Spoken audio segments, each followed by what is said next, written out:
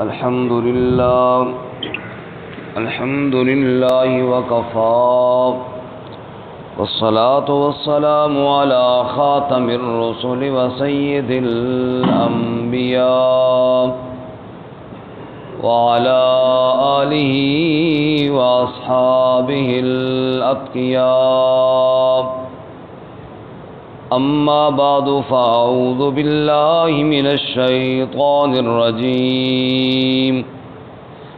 بسم الله الرحمن الرحيم.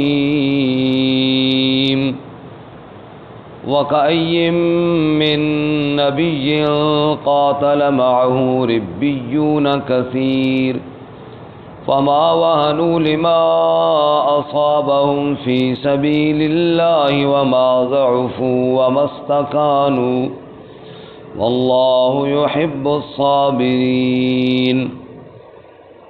وما كان قولهم إلا أن قالوا ربنا اغفر لنا ذنوبنا وإسرافنا في أمرنا وثبت أقدامنا وانصرنا على القوم الكافرين. فآتاهم الله ثواب الدنيا وحسن ثواب الآخرة والله يحب المحسنين.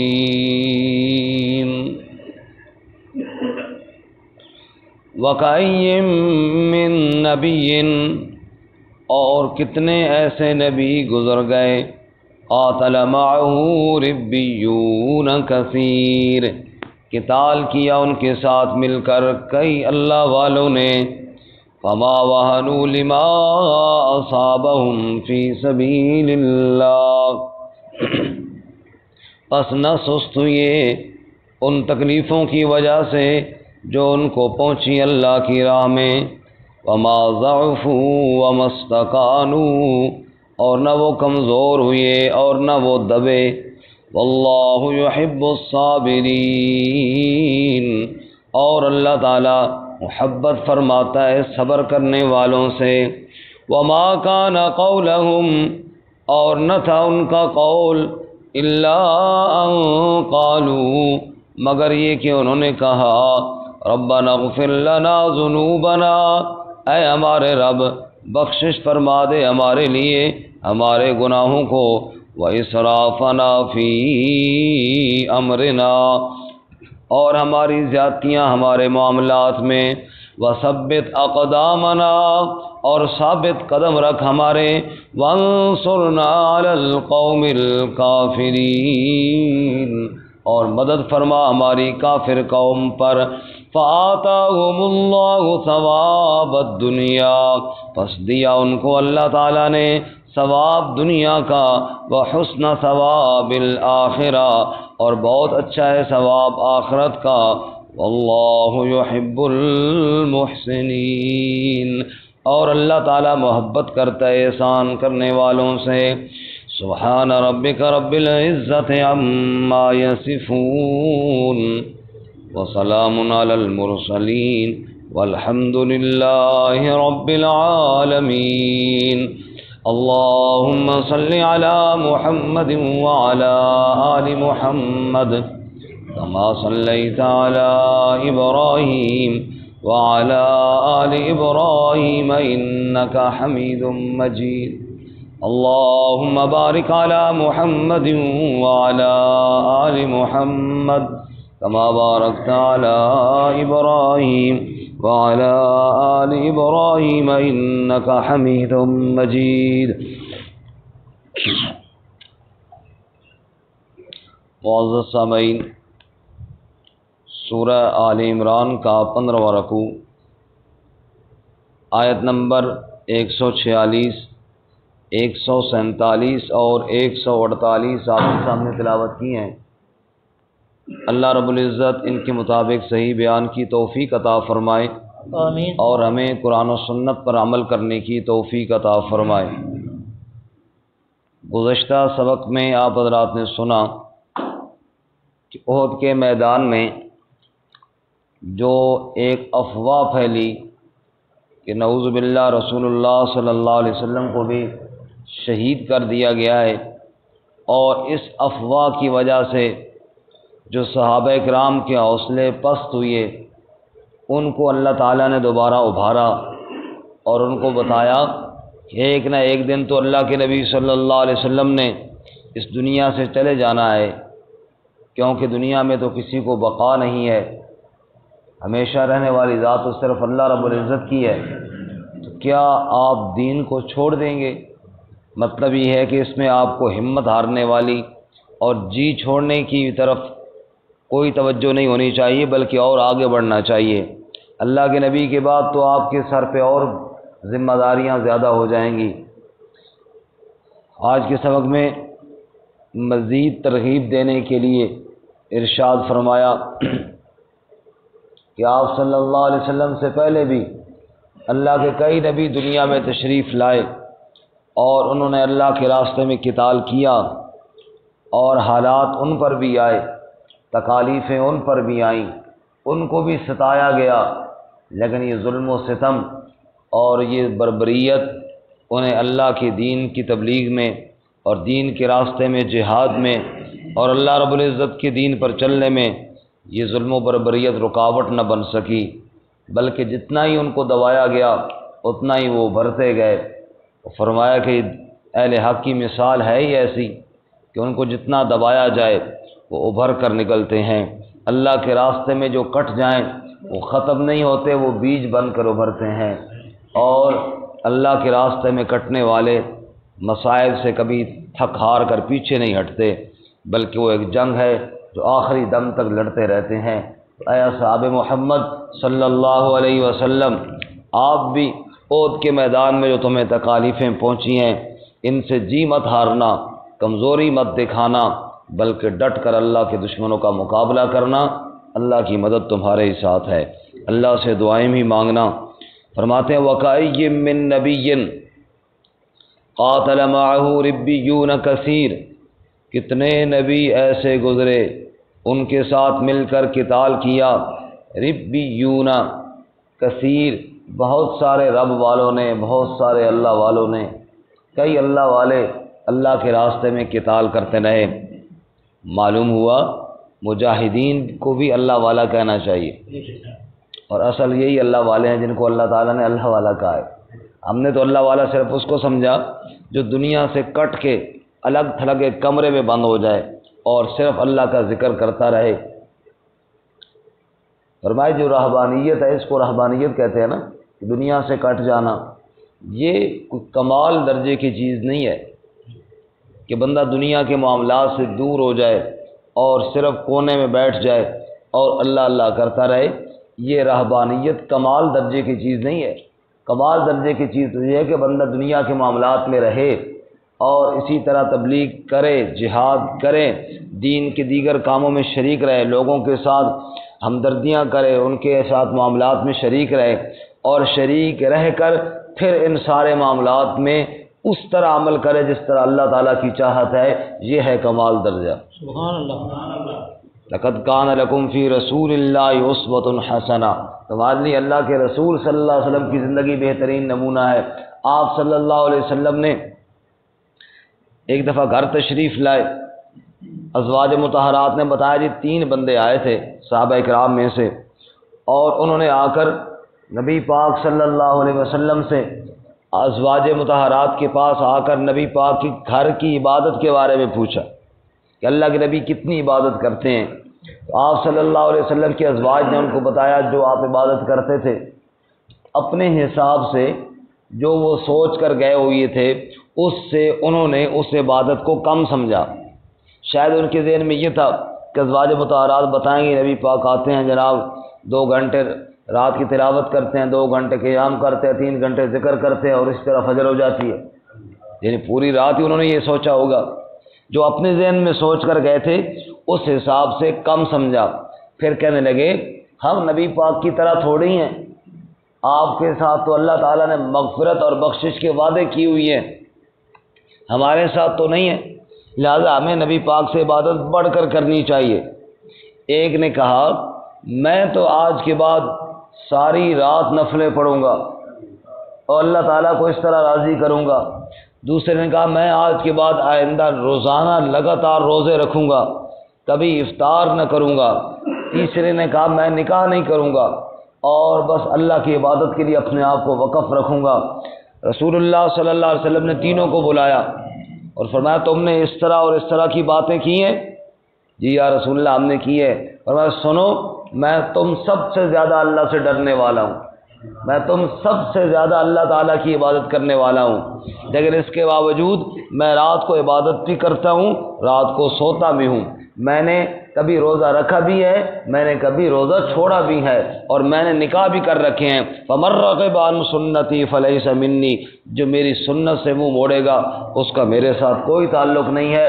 اگر میرے ساتھ تعلق بنانا ہے تو میری سنت کی اتباع کرنی پڑے گی۔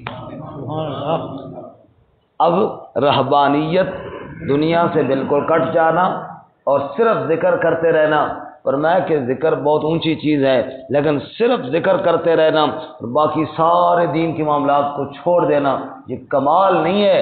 کمال تو یہ ہے کہ ساری شریعت پر عمل کیا جائے۔ فرماتے ہیں اس میں جہاد بھی ہے۔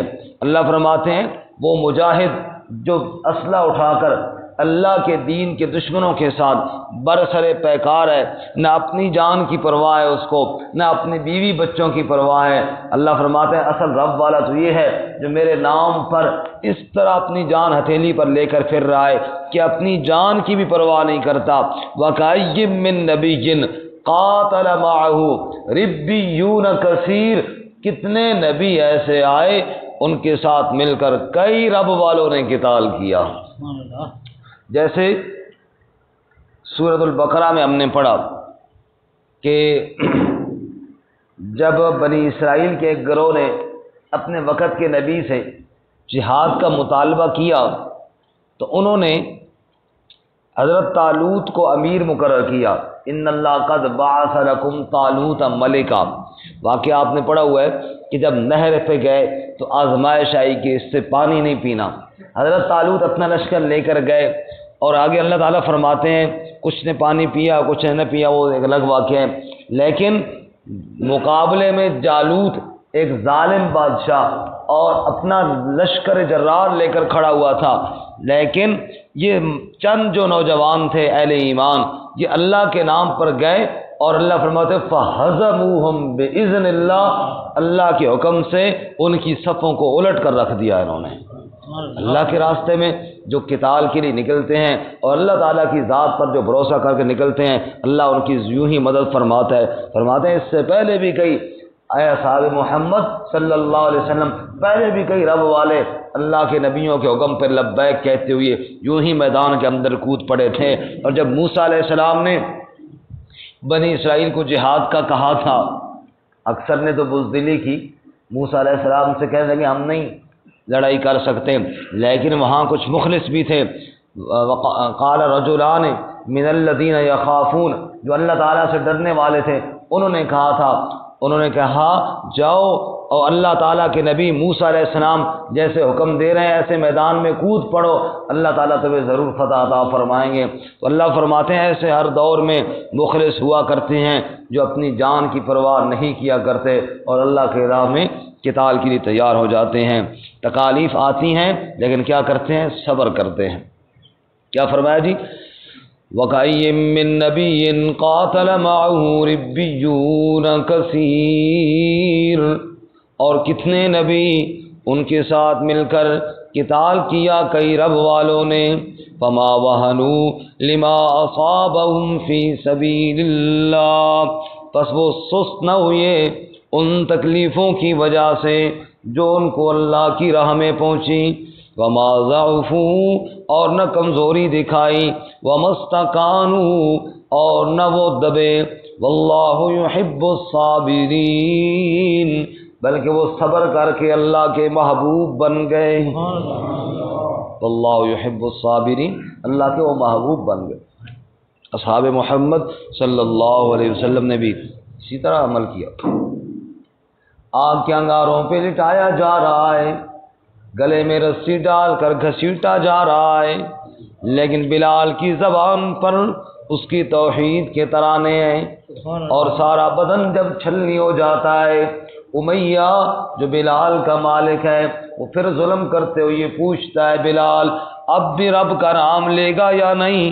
بلال جواب میں کہتے ہیں جتنا لطف اب آ رہا ہے اتنا تو ساری زندگی نہیں آیا تھا، اسی کے نام پر مرے اسی کے نام جیتا جا، اسی کے نام کی میں ہو تو بھر بھر جام پیتا جا، رہے توحید میں گر ہوں سمندر شرک کے حائل، لگا دے جست موجوں میں تو پتھروں پر گھسیٹا جا، وہی خالق وہی مالک وہی داتا وہی مشکل کشا سب کا، وہی ایک غوث اعظم ہے یہی للکار دیتا جا، وہ جلتے ہیں تو جلنے دے جو ہے توحید کے دشمن، ندا وحدت کی قرآن سے گلی کوچوں میں دیتا جا۔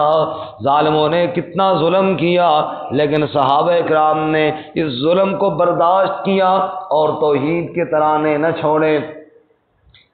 سمیہ کو ابو جہل نے اونٹ کے ساتھ باندھ دیا اور کہنے لگا چیر کر رکھ دوں گا۔ حضرت سمیہ نے جواب میں فرمایا تھا 2 ٹکڑے نہیں، میرے بدن کو ٹکڑے ٹکڑے کر دے، ہر ٹکڑے سے آواز آئے گی لا الہ الا اللہ۔ اللہ فرماتے کتنے رب والے لڑتے رہے اللہ کی راہ میں، بدن ان کے کٹتے رہے لیکن اس کے باوجود کبھی وہ پیچھے نہ ہٹے۔ اور ایک مقام پہ اللہ یوں فرماتے ہیں ام حسبتم ان تدخلوا الجنہ ولما یأتکم مثل الذین خلوا من قبلکم، تم نے کیا سمجھ رکھا ہے یوں ہی تم جنت میں چلے جاؤ گے؟ ان پہلے لوگوں کی مثال ابھی تمہارے پاس نہیں آئی۔ مستهم البأساء والضراء، انہیں تکلیفیں پہنچی، انہیں دکھ پہنچے، انہیں ستایا گیا، اتنا ستایا گیا، اتنا تڑپایا گیا، حتی یقول الرسول والذین آمنوا معه متی نصر اللہ، یہاں تک کہ رسول بھی پکار اٹھے، رسول کے ساتھی بھی پکار اٹھے متی نصر اللہ، کب آئے گی اللہ کی مدد؟ اللہ فرماتے ہیں پھر میں نے فرمایا الا ان نصر اللہ قریب، میں نے کہا خبردار اللہ کی مدد قریب ہی آنے والی ہے، ان قریب اللہ کی مدد آنے والی ہے۔ اس لیے ارشاد فرمایا کتنا ان کو ستایا گیا، وما ضعفوا وما استکانوا، نہ کمزور پڑے اور نہ وہ دبے، واللہ یحب الصابرین، صبر کرتے رہے اور اللہ کے محبوب بن گئے صبر کی وجہ سے۔ اچھا جب انہوں نے جہاد کیا، جب ان کو ستایا گیا تو کیا ہوتا تھا؟ فرمایا ان کا تعلق رب کے ساتھ اور پختہ ہو جاتا تھا، اور کیا کہتے تھے؟ فرمایا وما کان قولہم، اور ان کا قول ان کی باتیں اور کچھ نہ ہوتی تھیں الا ان قالوا، مگر وہ یہ کہا کرتے تھے، انہوں نے یہی کہا ربنا، اے ہمارے پروردگار، اغفر لنا ذنوبنا، ہمارے گناہوں کو معاف فرما دے، بخش دے ہمارے گناہوں کو۔ رسول اللہ صلی اللہ علیہ وسلم نے ارشاد فرمایا شہید کے خون کا قطرہ زمین پر بعد میں پہنچتا ہے، اللہ اس کے گناہوں کو پہلے معاف فرما دیتے ہیں۔ ربنا اغفر لنا ذنوبنا، وہ میرے راستے میں دکھ کھا کر، زخم کھا کر، پھر میرے سامنے گناہوں اور خطاؤں کی معافیاں بھی مانگا کرتے تھے، وَإِسْرَافَنَا فِي أَمْرِنَا، اور ہمارے امور میں کوئی زیادتی ہو گئی ہو یا اللہ اس کو بھی معاف فرما، وَثَبِّتْ أَقْدَامَنَا، اور ہمیں ثابت قدم رکھ، کیونکہ ثابت قدمی عطا فرمانے والا بھی کون ہے؟ اللہ۔ سبحان اللہ۔ دین پر پختگی اور دین پر استقامت یہ اللہ کا بہت بڑا انعام ہے، اور یہی جنتی ہونے کی نشانی ہے۔ ان الذین قالوا ربنا اللہ ثم استقاموا تتنزل علیہم الملائکہ الا تخافوا ولا تحزنوا وابشروا بالجنہ التی کنتم توعدون۔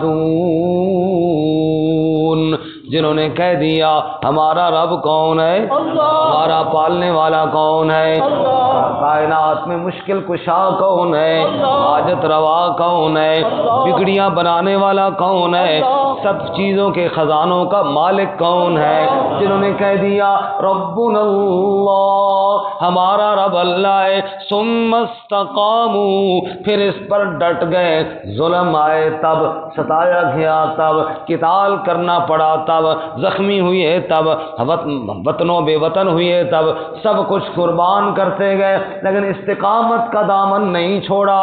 اور ایک مقام پہ اللہ یوں مثال دیتے ہیں والذین یمسکون بالکتاب، جیسے کوئی چیز کے ساتھ چمٹ جاتا ہے بندہ، ایسے وہ چمٹ گئے اللہ کے دربار کے ساتھ، ایسے وہ چمٹ گئے اللہ کی کتاب کے ساتھ۔ فرمایا تتنزل علیہم الملائکہ، موت کا وقت آئے گا، فرشتے ان کے پاس آ جائیں گے، استقامت والوں کے پاس، اور ان سے کہیں گے اللہ تخافوا ولا تحزنوا، نہ غم کرو اور نہ خوف کرو، وابشروا بالجنہ التی کنتم توعدون، جس جنت کا تم سے وعدہ کیا جاتا تھا، آج اس جنت میں داخلے کا تمہارا وقت ہو گیا ہے۔ سبحان اللہ، سبحان اللہ۔ اور جو تم جنت میں چاہو گے وہ تمہیں ملے گا، کیوں؟ نزلا من غفور الرحیم، آج تم مہمان ہو اور تمہارا رب تمہارا میزبان ہوگا۔ سبحان اللہ، سبحان اللہ۔ اس نے ارشاد فرمایا وَإِسْرَافَنَا فِي أَمْرِنَا وَثَبِّتْ أَقْدَامَنَا، رب سے دعا مانگتے اے اللہ ثابت قدمی عطا فرما، اے اللہ ایمان پر پختگی نصیب فرما، وَانصُرْنَا عَلَى الْقَوْمِ الْكَافِرِينَ، اور اے اللہ کافر قوم پر ہماری مدد فرما۔ کیونکہ مدد فرمانے والا بھی کون ہے؟ اللہ۔ سورۃ البقرہ کے آخر میں اہل ایمان کی دعا کو یوں بیان کیا ربنا لا تؤاخذنا ان نسینا او اخطانا ربنا ولا تحمل علينا اصرا كما حملته على الذين من قبلنا ربنا ولا تحملنا ما لا طاقة لنا به واعف عنا واغفر لنا وارحمنا انت مولانا فانصرنا على القوم الكافرين۔ اے ہمارے رب، جو ہم سے خطائیں ہوئیں وہ معاف فرما، جو ہم سے کوتاہیاں ہوئیں درگزر فرما، اے اللہ ایسا بوجھ نہ ڈال جیسے تو نے پہلی امتوں پہ ڈالا جو ہم نہ اٹھا سکیں، یا اللہ معاف فرما، درگزر فرما، تو ہی ہمارا کار ساز ہے، تیرے بغیر اور کون ہمارا ہے، تیرے بنا سہارا کون، تجھ بن اور ہمارا کون، تو ہی تو ایک داتا ہے، تجھ بن کرے گزارا کون۔ فرمایا فانصرنا علی القوم الکافرین، اے اللہ تو ہماری کافر قوم پر مدد فرما۔ اللہ تعالیٰ نے بتایا جو مجاہد ہوتے ہیں، جو جہاد کرنے والے ہوتے ہیں میری راہ پر، وہ اسلحے پر، وہ تیر تلوار پر بھروسہ نہیں رکھتے، اٹھاتے ضرور ہیں لیکن بھروسہ میری ذات پر رکھتے ہیں۔ بھروسہ کس کی ذات پہ رکھتے ہیں؟ سبحان اللہ۔ قرآن پاک میں سورۃ التوبہ میں اللہ فرماتے نا، اللہ نے تمہاری مدد فرمائی وَلَقَدْ نَصَرَكُمُ اللَّهُ فِي مَوَاطِنَ كَثِيرَةٍ وَيَوْمَ حُنَيْنٍ إِذْ أَعْجَبَتْكُمْ كَثْرَتُكُمْ فَلَمْ تُغْنِ عَنْكُمْ شَيْئًا، حنین کے میدان میں صحابہ کرام نے سوچا 313 تھے تو کامیاب ہو گئے تھے، آج تو 12,000 ہیں، آج کیوں نہ کامیاب ہوں گے؟ فلم تغن عنکم شیئا، پھر تمہاری تعداد تمہارے کام نہ آئی، جب تیر برسے اور تمہارے پاؤں اکھڑے تو میں اللہ نے تمہیں بتایا تم اپنی تعداد کی وجہ سے نہیں، میری تائید اور میری نصرت کی وجہ سے فتح پاتے ہو۔ سبحان اللہ۔ اس لیے فرمایا وانصرنا علی القوم الکافرین، اے اللہ کافروں کے خلاف تو ہی ہماری مدد فرما۔ فآتاہم اللہ ثواب الدنیا وحسن ثواب الآخرہ، اللہ نے ان کو دنیا میں بھی بدلے عطا فرمائے، دنیا میں فتح عطا فرمائی، کامیابی عطا فرمائی، غنیمت عطا فرمائے۔ فآتاہم اللہ ثواب الدنیا، اللہ نے دنیا میں بھی ان کو بدلے عطا فرمائے، وحسن ثواب الآخرہ، اور آخرت کا ثواب تو بہت ہی اچھا ہے، آخرت کے تو کیا ہی کہنا ہے۔ اللہ ہم سب کو نصیب فرمائے، آمین۔ موت کی تلخیاں، آخرت کی سختیاں، اللہ ان سے ہماری حفاظت فرمائے، آمین۔ رسول اللہ صلی اللہ علیہ وسلم نے ارشاد فرمایا، ایک بالشت کے برابر زمین جنت کی ساری دنیا کی کائنات سے بہتر ہے، شبر الجنت خیر من الدنیا وما فیہا۔ اس نے فرمایا وحسن ثواب الآخرہ واللہ یحب المحسنین، اور احسان کرنے والے، نیکی کرنے والوں سے اللہ محبت فرماتے ہیں، جو احسان کرے اور نیکی کرے اللہ تعالیٰ محبوب بن جاتا ہے۔ اللہ تعالیٰ ہمیں بھی عمل کی توفیق عطا فرمائے۔ ترجمہ دوبارہ سنیں۔ وَكَأَيٍّ مِّن نَّبِيٍّ قَاتَلَ مَعَهُ رِبِّيُّونَ كَثِيرٌ، اور کتنے نبی ان کے ساتھ مل کر قتال کیا، کتنے اللہ والوں نے۔ فَمَا وَهَنُوا لِمَا أَصَابَهُمْ فِي سَبِيلِ اللَّهِ، پس وہ سست نہ ہوئے ان تکالیف کی وجہ سے جو ان کو پہنچی اللہ کی راہ میں۔ وَمَا ضَعُفُوا، اور نہ وہ کمزور ہوئے، وَمَا اسْتَكَانُوا، اور نہ وہ دبے۔ وَاللَّهُ يُحِبُّ الصَّابِرِينَ، اور اللہ تعالی محبت کرتا ہے صبر کرنے والوں سے۔ وَمَا كَانَ قَوْلَهُمْ إِلَّا أَن قَالُوا، اور ان کا قول اور نہ تھا سوائے اس کے کہ انہوں نے کہا ربنا اغفر لنا ذنوبنا، اے ہمارے رب بخش دے ہمارے لیے ہمارے گناہوں کو، واسرافنا فی امرنا، اور ہماری زیادتیاں ہمارے معاملات میں، وثبت اقدامنا، اور ہمارے قدموں کو ثابت رکھ، وانصرنا علی القوم الکافرین، اور مدد فرما ہماری کافر قوم پر۔ فآتاہم اللہ، پس دیا ان کو اللہ تعالیٰ نے ثواب الدنیا، دنیا کا ثواب، وحسن ثواب الآخرہ، اور بہت اچھا ہے ثواب آخرت کا۔ واللہ یحب المحسنین، اور اللہ تعالیٰ محبت کرتا ہے احسان کرنے والوں سے۔